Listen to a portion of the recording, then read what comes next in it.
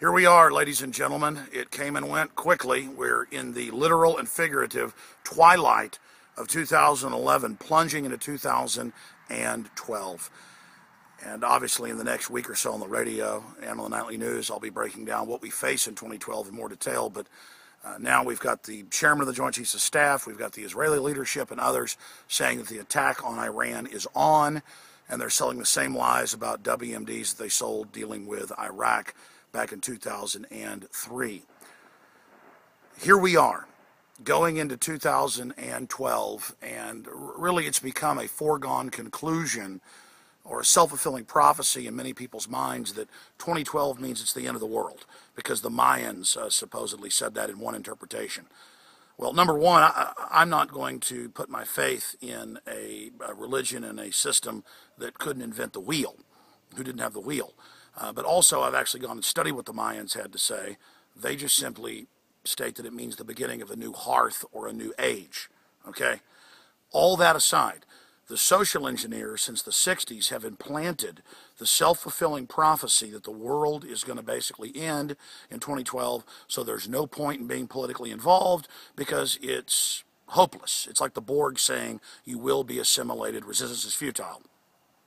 Now, the globalists are into the occult from my research, and they do think that 2012 is a special date. And so they're moving forward, openly announcing the establishment of world government through the European Union crisis, openly getting rid of the Bill of Rights and Constitution here in the United States. So much that was hidden is now coming out in the open because they can't hide this global takeover agenda. We're at a critical juncture. They're having to reveal themselves because this is in the final phase of the takeover, and that makes them weak because now the public is actually listening to us. All of our years in the wilderness, Ron Paul, myself, and others, warning people is really starting to pay off. But we've got to maximize this information. Now, let's get one thing straight. They could release some super flu this year. There could be some accident in a lab, or that's what we'd be told, and some deadly plague could be released. I'm not saying that's going to happen, but it's certainly being hyped. They could start a huge war with Iran that leads to a larger war with China and Russia. Most analysts say that it could lead to that if the West, NATO, Israel, the U.S. does attack Iran.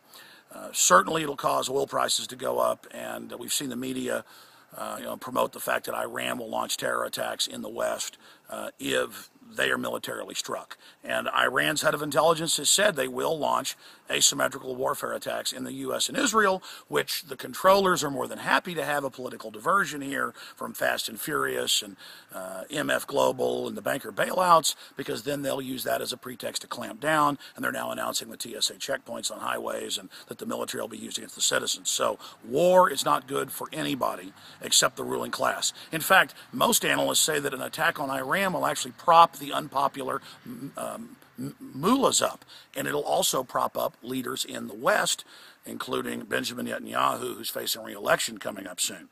So let's pray that war is not started, and let's also work against it from happening. But no doubt the world is going into high gear. 2012, with the economic meltdown by design and all the things that are happening, is accelerating, so it is going to be one hell of a year.